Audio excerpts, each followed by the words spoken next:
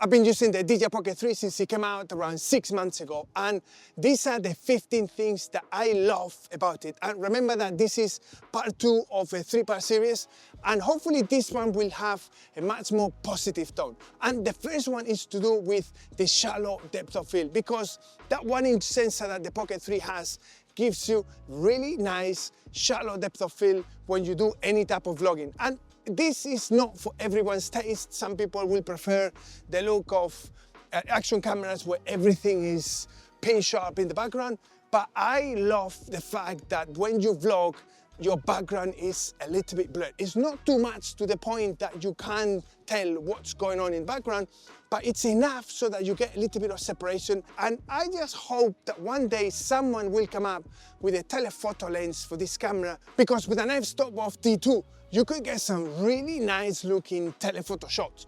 And another thing that I love about this camera that goes hand in hand with what I just told you is the fact that it's so lightweight. This thing weighs nothing. So you could do your vlogging shots for an hour, 2 hours, and your arm is not gonna hurt, which is something that you cannot say about a compact mirrorless camera or any type of a small camera, because you probably are gonna have to use a gimbal to have the same level of stability that this camera has. And the fact that it's so lightweight means that you can run on for hours, whereas with a combination of a camera and a gimbal, after 10-15 minutes, your arm weighs a ton. I genuinely love this of the Pocket 3, and it makes it so unique and good. And obviously the size is something that is amazing about this Pocket 3, because it's so small that you can easily put it on a tripod or even on a monopod if you want to do any type of B-roll, if you want to go unnoticed, because you are not going to be drawing attention upon yourself. If you pull out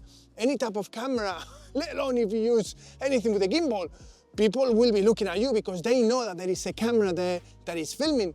With the Pocket 3, you will go unnoticed. Most people won't even realize that you're there. And this is great if you are shy or a little bit apprehensive about doing any type of content creation, vlogging or filming in public. The fact that you have something so small that gives you such a good quality. And if you are the kind of person that films in places where it might be restricted to go with a camera, or they might tell you something, well, nobody's gonna tell you with a Pocket 3. I mean, I've been in the British Museum filming with this camera, and they have a strict no camera policy. But with the Pocket 3, no problem whatsoever. And it's not like I was avoiding the security guards. I was literally right next to them, and they looked at the Pocket 3 and they thought this is probably some Mickey Mouse type of camera. And they could never imagine that I was recording a really nice 4K footage with all the accessories that a high-end camera has. So this is something that I really like about the Pocket 3. And another thing that I really like about it is the fact that it's so easy to get started. You literally just swing the monitor and that's it. You got a 4K camera and a gimbal. There is no need to do any setup or balancing or anything. You literally flick the screen and in 2 seconds you are filming. That is amazing, especially if you come from an environment where you have a mirrorless camera that then you need to attach a lens and then a gimbal and balance it. This thing is so tiny, lightweight, and the setup is basically, there is no setup. And it goes without saying that the image quality is really good. Don't be fooled by the size. This is really nice footage. It's pin sharp, and not only that, but you get the ability to adjust the sharpness and the noise reduction. And I personally have a -2 setting on sharpness and -1 or sometimes 0 on noise reduction, because if I need to do any of that, I'd rather do it in post in DaVinci Resolve than on camera. But the fact that you have these settings is great. And one thing that I've noticed is that if I have to reframe and say punch in 50% or 60% on the actual image, the footage is still sharp. That's really nice, that a lot of the times you don't get on cameras. It looks really nice at 100%, but the moment you go into 140 or 150% because maybe you want to get a tighter shot or you want to get rid of something in the frame, the footage starts to suffer and you can see that it's becoming a little bit soft. This thing is still sharp even at 200%. Not that I recommend anybody going to 200%, but the image quality is really good. And another thing that I genuinely like is how easy it is to use and to navigate and get to the menus. Someone has put some thought into this, and yes, okay, at times it might be a little bit too responsive, and maybe sometimes things don't quite work out and you try to press something and it's not quite working. But let's take in consideration how much DJI has packed into such a small body. And that screen, bigger as it is compared to the Pocket 2, it's still tiny when you compare it to what you get on a mirrorless camera or even a compact camera.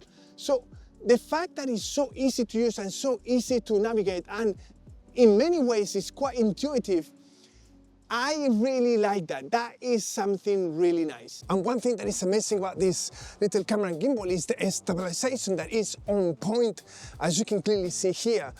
This is amazing. You just turn on this thing and it just works. I am so happy about it because it genuinely works amazing. This is perfect for vlogging and B-roll. I mean, this is another thing that this camera and gimbal are so amazing. This is what this gimbal is designed for.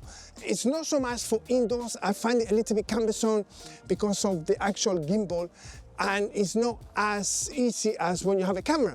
But for vlogging, for filming outdoors, for getting a stabilized footage and B-roll, this thing is amazing.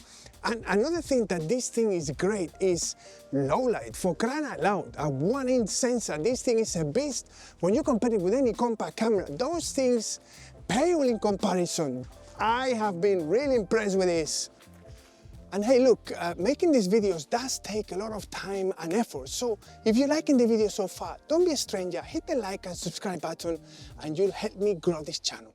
Another thing that I love is the active tracking, not so much when you vlog, because I have my reservations about that, but when you track someone, the whole body, whether it's for B-roll or entering the frame and building a little bit of a sequence, I think that's when the active tracking shines on this camera, and I love to use it mostly for the fact that before I had to use a gimbal and a camera, and that involves setting up and balancing, whereas now I can just pop it on a tripod, turn on the Pocket 3, and you are good to go in a matter of 5 or 10 seconds. That's really nice. Another thing that is great is the integration with the wireless microphone. I think this is something that DJI has hit a home run because it's so well done. You turn on the microphone and it automatically pairs to the Pocket 3, and you are literally recording both on the Pocket 3 and on the transmitter within a matter of seconds. That's the type of functionality that you don't find on any of the cameras these days. And something else that I think is great is the actual battery. And yes, I have my reservations on the fact that it's a built-in battery, but it lasts for a long time. And that is even better when you attach the additional battery handle. This is something that I've been really pleased, to the point that I've never run out of battery life, ever. So that is something that DJI has done really well.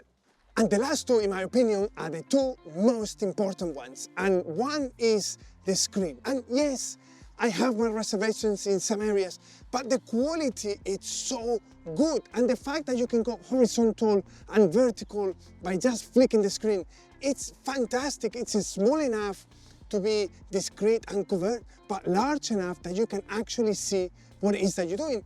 And the image quality and brightness is really good, although I recommend that you keep it within 50 to 60% if you want to extend battery life on the Pocket 3.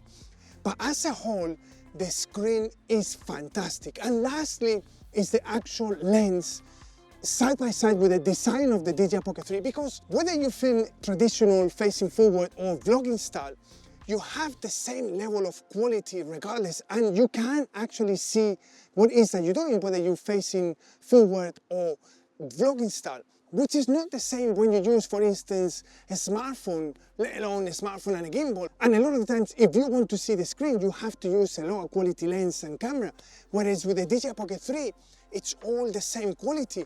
And soon you're gonna start to see third-party manufacturers releasing lenses that you can actually use ND filters with. And I will be reviewing some of those. So that's another reason to hit the subscribe button and get notifications the moment that review comes on.